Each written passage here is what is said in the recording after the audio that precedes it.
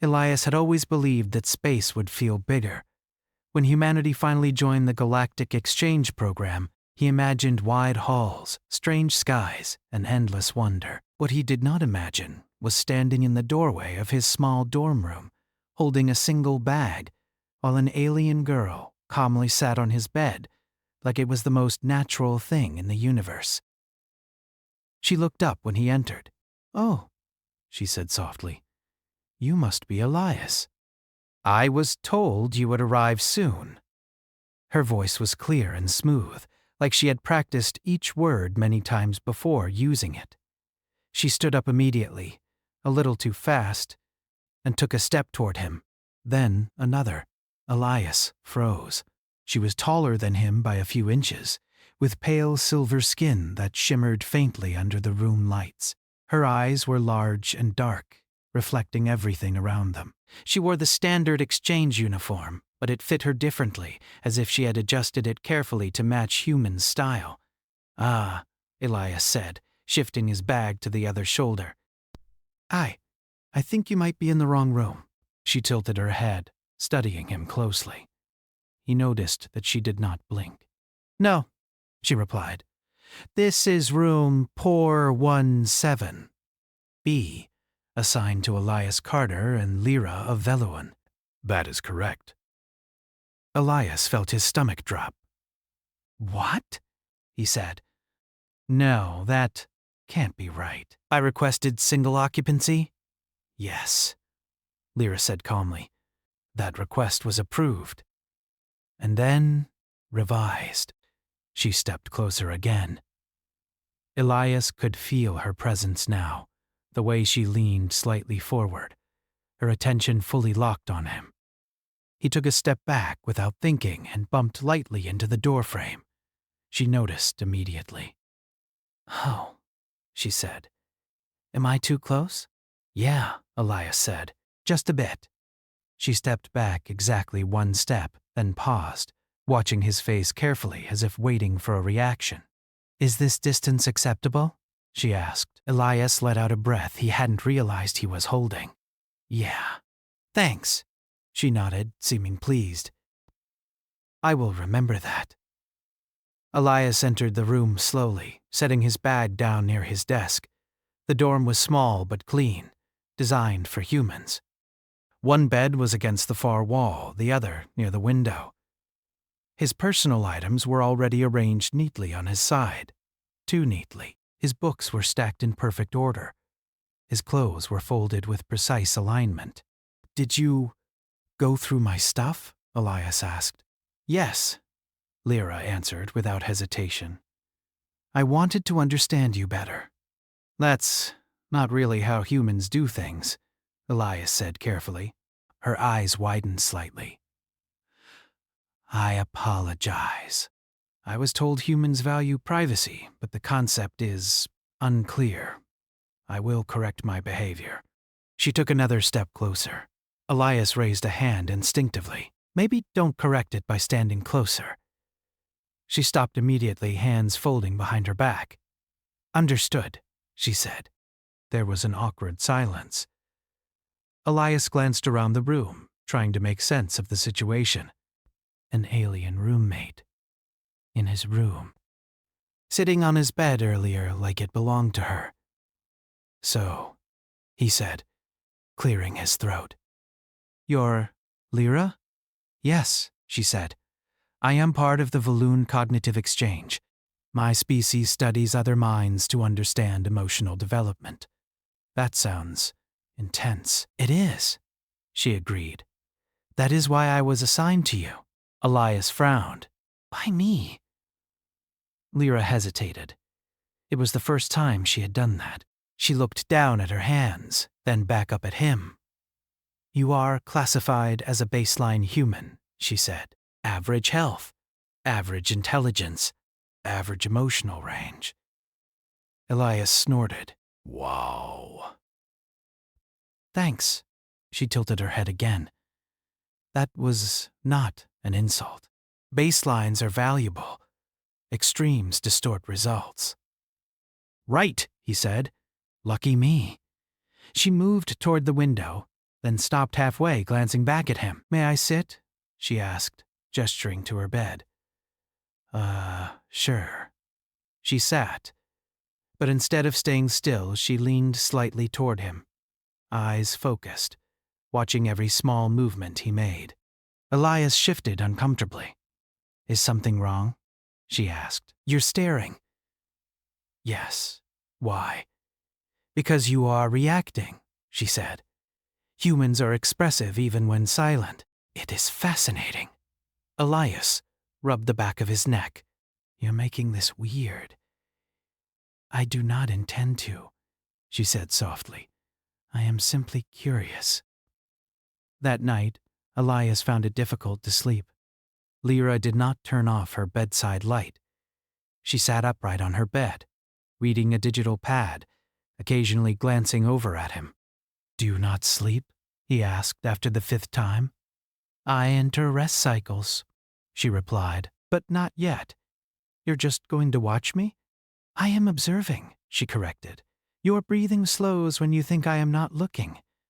"That's because you're looking," Elias said, pulling the blanket higher. She considered that. "Then perhaps I should face away." She turned her body slightly, but her eyes still tracked him in the reflection of the darkened window. Elias sighed and gave up. Over the next few days, things only became stranger. Lyra followed his schedule perfectly. She woke when he woke, ate when he ate, even choosing the same food after watching him once. When he went to class, she walked beside him, too close again, matching his pace exactly. Other alien students stared. Some avoided them completely. Elias noticed whispers, translators, flickering as conversations stopped when humans passed. Once he caught a glimpse of an alien administrator watching him with a look that wasn't fear, but concern. "You're popular," Elias muttered one afternoon. Lyra smiled faintly. "Humans draw attention. Not usually like this." She leaned closer as they walked. "Your species has an unusual effect." Elias stopped. "Effect?" She stopped too, so close their shoulders almost touched. He could feel warmth radiating from her skin. "Being near you causes changes," she said quietly. "Cognitive feedback, emotional acceleration." "That sounds bad." "It is unexpected," she admitted. That night, Elias woke up to find Lyra standing near his bed. He nearly yelled. "What are you doing?" he whispered harshly. "I could not sleep," she said. "I felt unsettled." "Why are you so close?" "I feel calmer here," she said honestly. Elias sat up, heart pounding. "Lyra, you can't just stand over me while I'm sleeping." She stepped back immediately. "I apologize. I misjudged the boundary." She paused, then added softly, "But I feel better when I am near you." Elias didn't know what to say to that. The next day, Elias was called to a meeting. An administrator explained that there had been unexpected developments related to human exposure. Across the station, in a private office, Lyra filed a report. "Prolonged proximity to a human subject," she typed, "results in emotional complexity beyond standard Veluan limits. Continued observation recommended." She hesitated, then added one final line. "Separation from the subject causes discomfort." She saved the report and closed the screen, her thoughts returning to Elias without effort. For the first time in her life, she did not understand whether that was data or something else. And somewhere deep in the station's systems, a quiet warning flag appeared next to humanity's profile, potentially destabilizing. Elias began to notice the changes before anyone talked about them openly. It started small. Lyra stopped asking before doing things and instead waited, watching his face, learning his reactions faster than he expected. When he frowned, she paused. When he relaxed, she moved closer. It was like living with someone who was slowly learning his thoughts before he spoke them. At first, he thought it was impressive. Then it became unsettling. One morning, Elias reached for his jacket and froze when he saw it already folded on his chair. "I was going to wear that," he said. "I know," Lyra replied calmly from across the room. He looked at her. "How?" "You glanced at it 3 times yesterday," she said. "Your body language suggested intent." "That's creepy," he muttered. She looked genuinely confused. "It is efficient." Elias grabbed the jacket anyway and left the room, feeling her eyes on his back until the door closed. At breakfast, things were no better. Lyra sat beside him, closer than the seats required, mirroring his posture again. When he took a sip of his drink, she did the same. When he paused, she paused. "Okay," Elias said quietly. "You need to stop doing that." "Doing what?" she asked. "Copying me." She blinked slowly. "I am not copying. I am synchronizing. That's worse." She tilted her head. "Why?"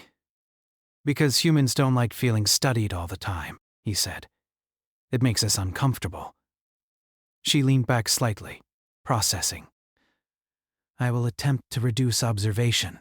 She lasted less than 5 minutes.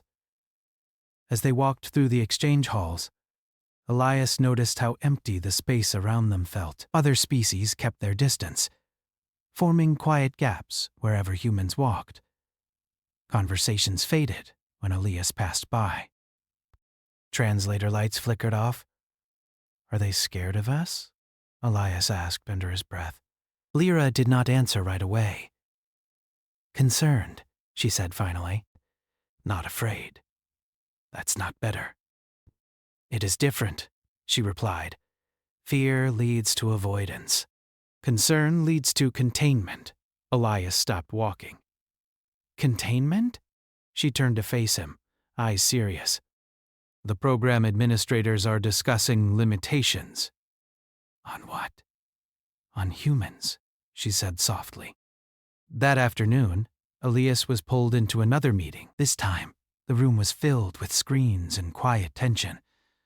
A group of non-human administrators sat around a curved table. One human representative sat alone on the opposite side.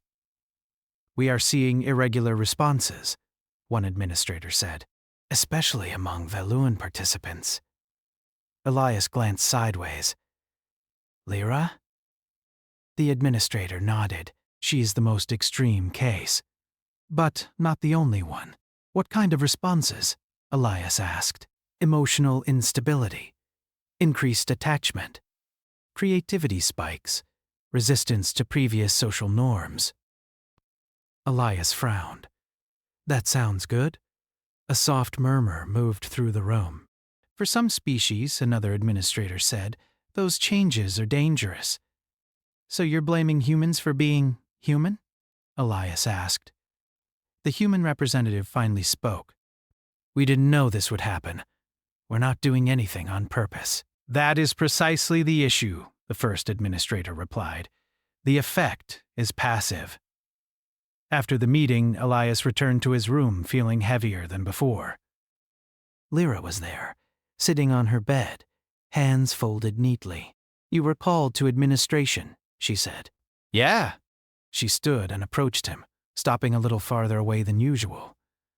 Elias noticed. That made it worse somehow. "They are discussing separation," she said quietly. Elias dropped his bag. "From you? From humans?" she corrected. He let out a slow breath. "And what do you think about that?" She looked down. "I am conflicted." "That's new," he said. "It is uncomfortable." Over the next week, Lyra changed again. She stopped following Elias everywhere. Instead, she struggled. She paused before speaking, choosing words instead of responding instantly. She laughed at the wrong moments, then covered her mouth as if embarrassed. Elias had never seen an alien look embarrassed before. One night, he found her sitting on the floor, back against the wall, staring at nothing. "You okay?" he asked. "I do not know," she admitted. "My thoughts are loud." That's normal, he said. For humans? She looked up at him sharply. That is what frightens them. Elias sat beside her, leaving space between them. Lyra, you don't have to become human. I am not trying to, she said. It is happening. She hesitated, then added, when I am away from you, it is worse. Elias swallowed. That doesn't mean you should rely on me. I am aware, she said, but awareness does not stop it. The administrators acted quickly after that. Restrictions were placed on human interaction. Shared housing was labeled high risk. Exchange students were advised to limit exposure. Lyra received an official notice. She read it in silence, then looked at Elias. They want to reassign me. His chest tightened.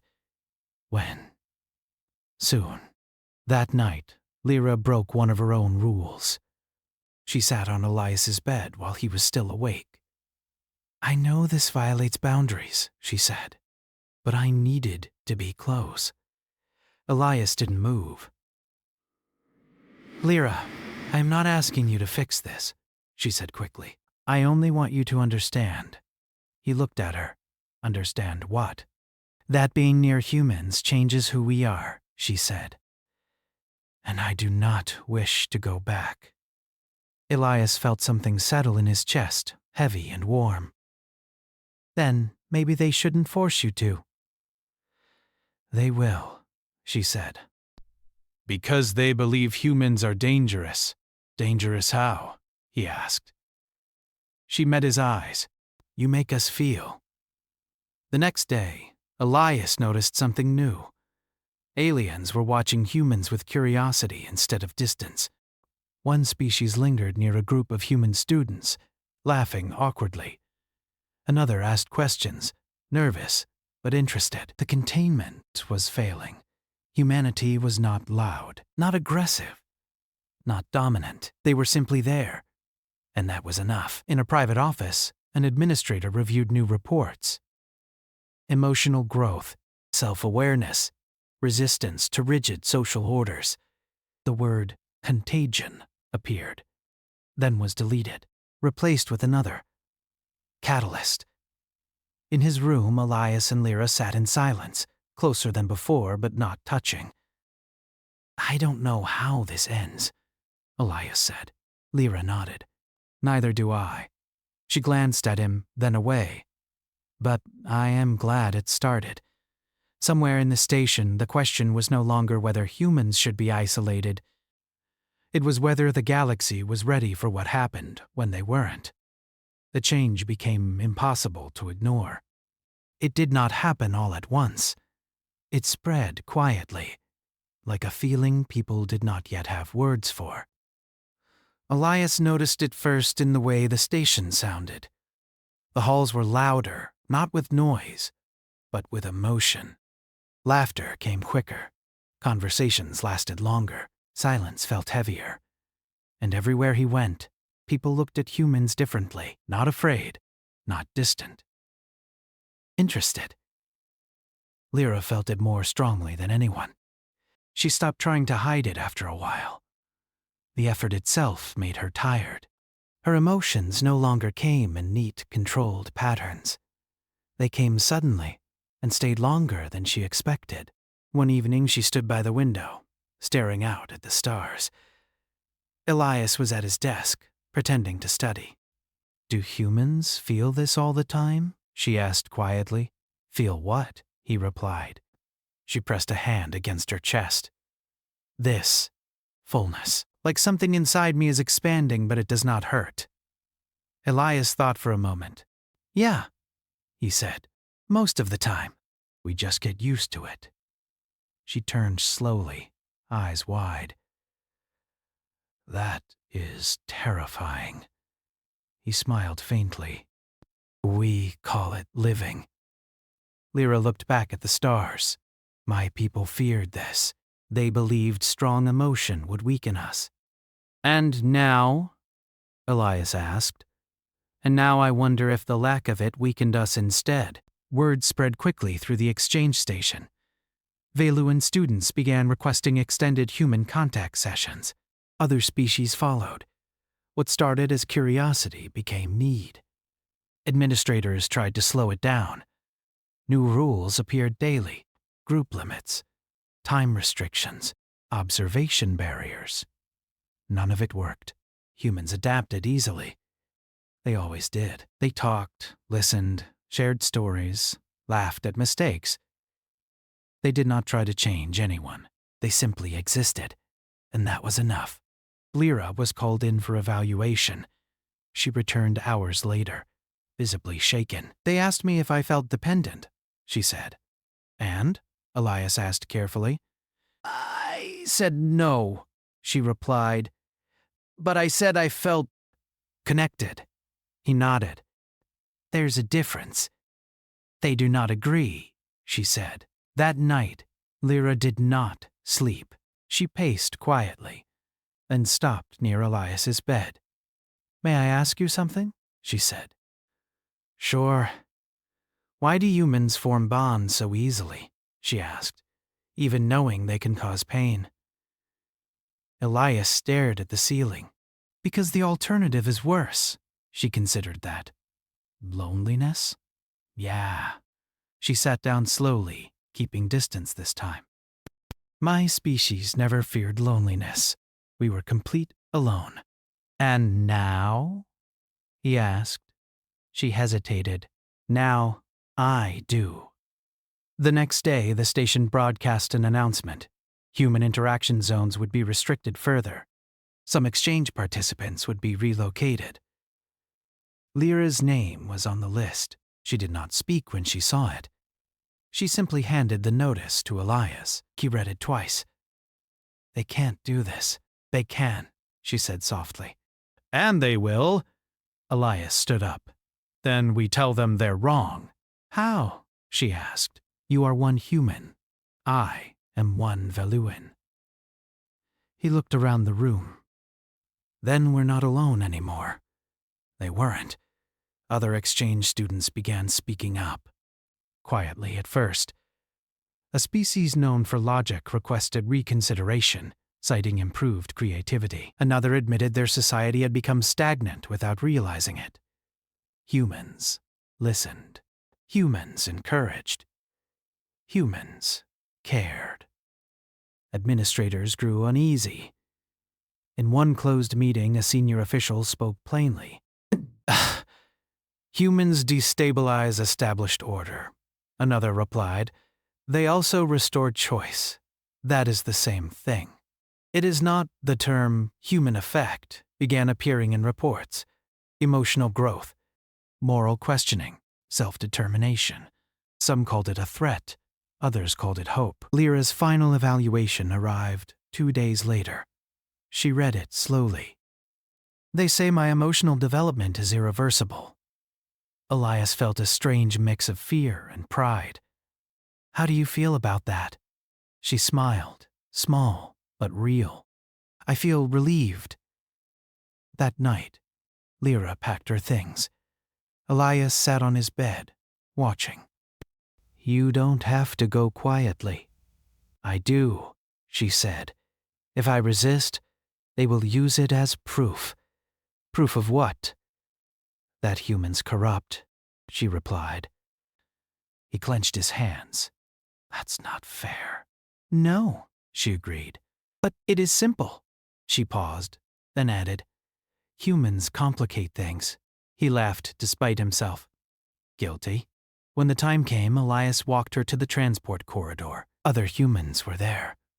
Other aliens, too, watching, waiting. Lyra stopped and turned to him.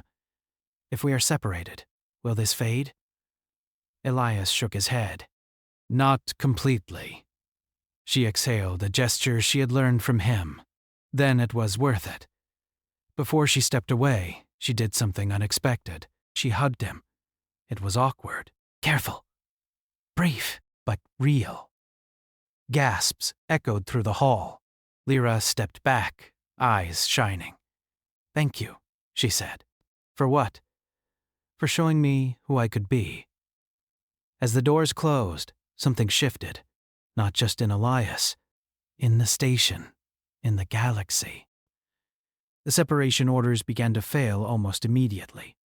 Protests formed, not loud, not violent, but persistent. Logical arguments, emotional appeals, stories, humans told stories. Aliens listened. Lyra's transport never left. An emergency hold was placed on all relocations pending review. In a private message, an administrator wrote one sentence: "We underestimated you." Elias read it and smiled. Humanity had not raised a hand. They had opened their hearts, and the universe was struggling to decide what to do about it. The station did not return to normal after that. It could not. Even before the official review began, the atmosphere had changed. Rules still existed, but fewer people followed them closely, not because they wanted to rebel, but because the rules no longer made sense in the same way. Something important had shifted, and everyone could feel it. Elias noticed it when he walked through the main hall the next morning. Aliens no longer stepped aside when humans passed. Some even smiled, unsure but trying. A few waved awkwardly, copying gestures they had seen only once before. Humans waved back. Lyra returned to their room that evening. She stood in the doorway for a long moment, as if afraid it might disappear if she stepped inside. Elias looked up from his desk and froze. "You're back," he said. "Yes," she replied. Her voice shook slightly. "The relocation has been delayed."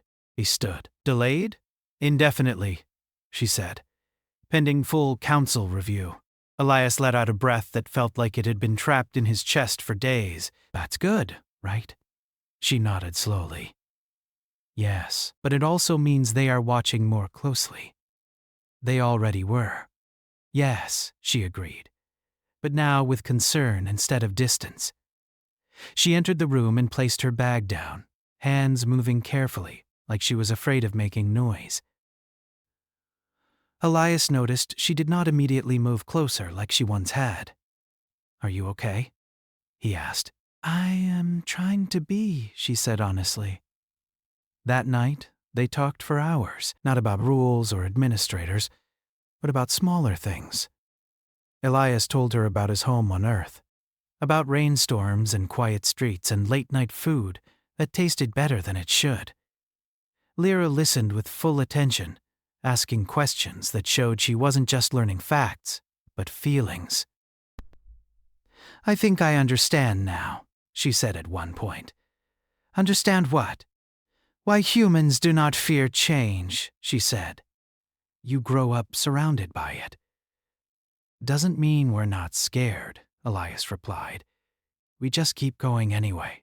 She smiled at that. The council hearings began 2 days later. They were open sessions, broadcast across the station.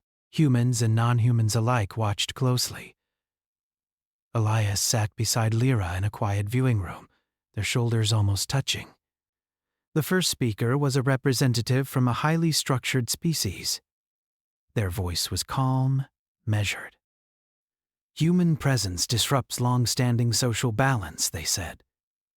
"Our citizens question roles that once gave stability." A second speaker followed. "Creativity has increased," they admitted. "But so has dissatisfaction." A third spoke more softly. "We did not know we were dissatisfied before." That caused a stir. As the sessions continued, patterns emerged. Species that had been rigid now spoke of choice. Species that valued efficiency spoke of meaning. Species that avoided emotion spoke of loss when humans were absent. One by one, they all said the same thing in different ways. Humans made them think. Humans made them feel. Humans made them wonder who they could become. Lyra was called to speak. She stood alone in the center of the chamber, smaller than the space around her, but steady. "I was sent to observe humans," she said. "Instead, I changed." Murmurs spread. "I did not lose control," she continued. "I gained awareness. I did not weaken." I grew. A council member asked, "Would you choose to return to your previous state?" Lyra paused. "No," she said clearly. "I would not." Elias felt his chest tighten with pride. After the session, Lyra seemed exhausted. They walked slowly back to the dorm. "They will not like that answer," Elias said. "I know," she replied. But it was honest. That honesty spread faster than any rule ever had. More aliens came forward, some cautiously, some with fear, some with hope they did not fully understand. Humans did not lead the movement. They supported it. They listened. They reassured. They shared experiences, not instructions. They did not tell others who to be. They reminded them they had a choice. Administrators struggled to respond. Containment was no longer possible. Isolation would only confirm the fears already spreading. In one private meeting, a senior official spoke in frustration.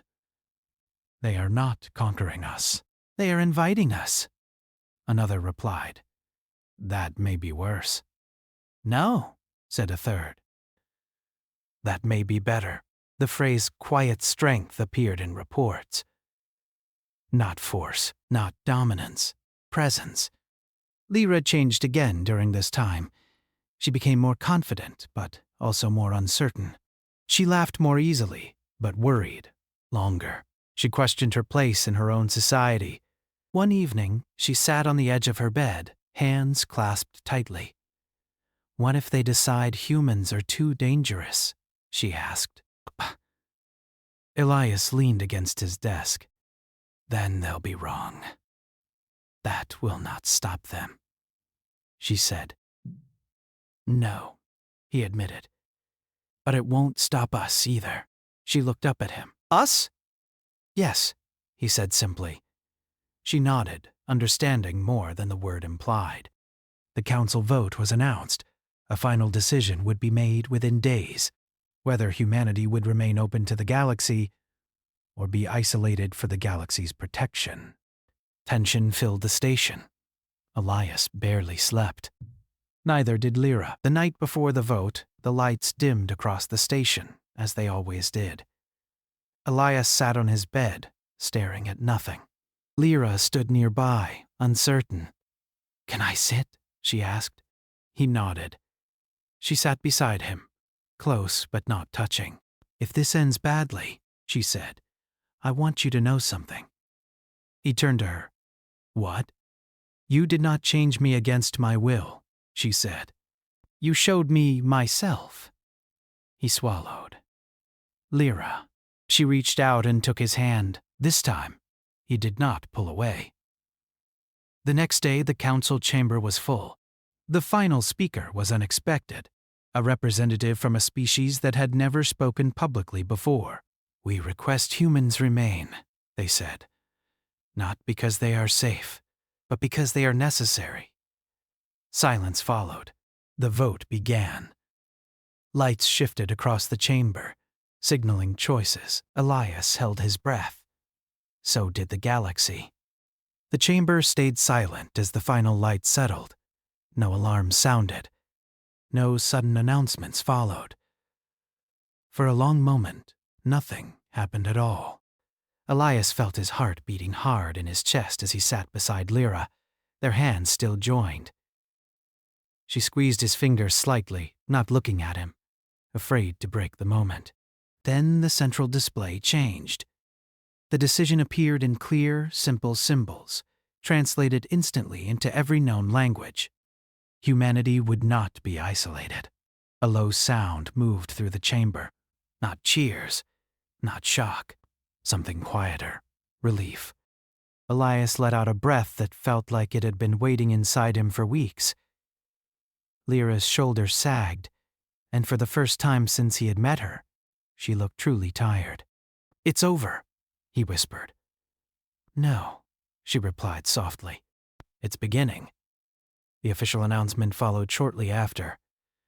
Humans were classified as a catalyst species, not dangerous, not harmless, but transformative. Contact would continue. Exchange programs would expand. Participation would be voluntary with full understanding of the effects. No walls. No barriers. Choice. Across the station, reactions spread quickly. Some species celebrated openly. Others withdrew to think.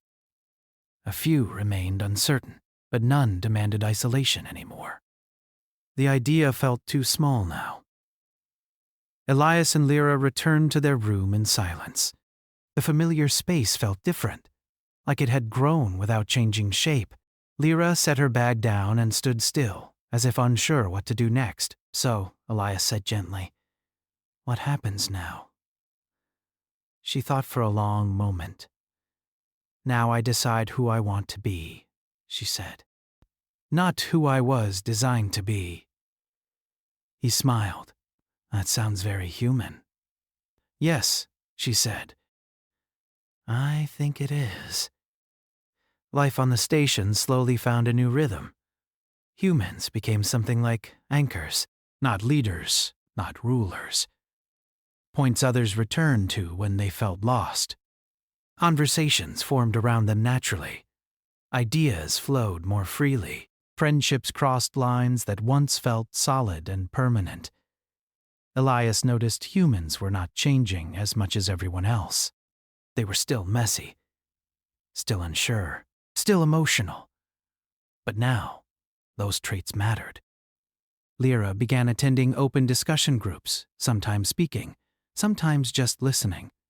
She laughed more easily now, but she also cried once, quietly, when she realized how much she had already changed.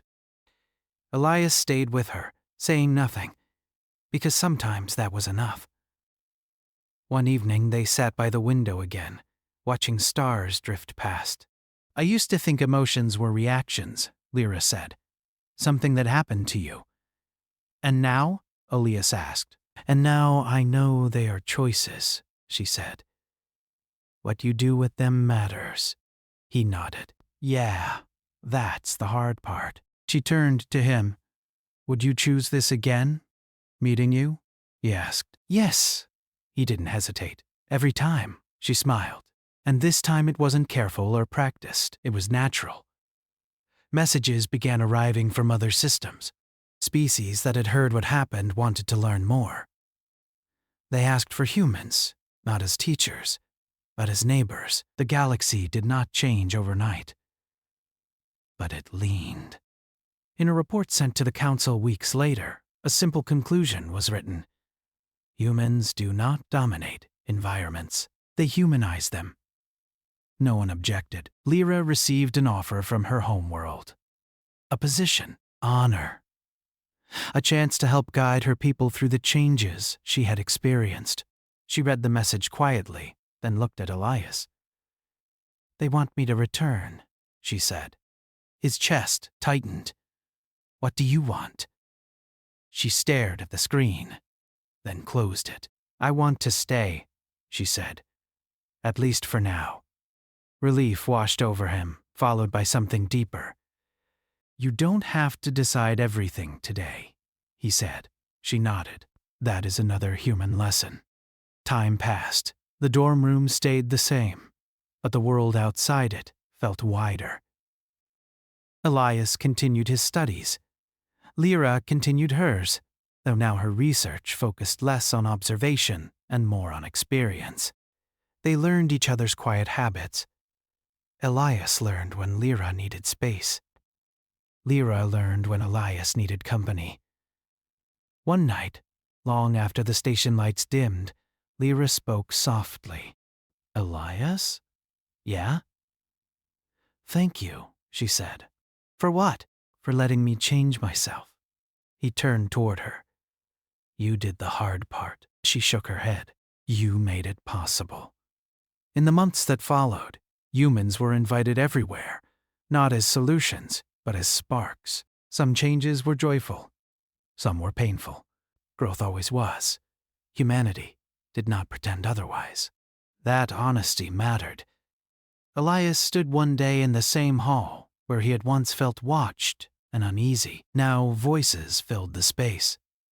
Laughter, debate, life. Lyra joined him, standing close, comfortable now. Do you think this will ever stop? She asked. Probably not, he said. We're not very good at standing still, she smiled. Good. Somewhere far beyond the station, stars burned quietly, unaware they had been changed, but the galaxy knew. Humans had not conquered it. They had joined it, and in doing so they reminded everyone, including themselves, what it meant to be alive.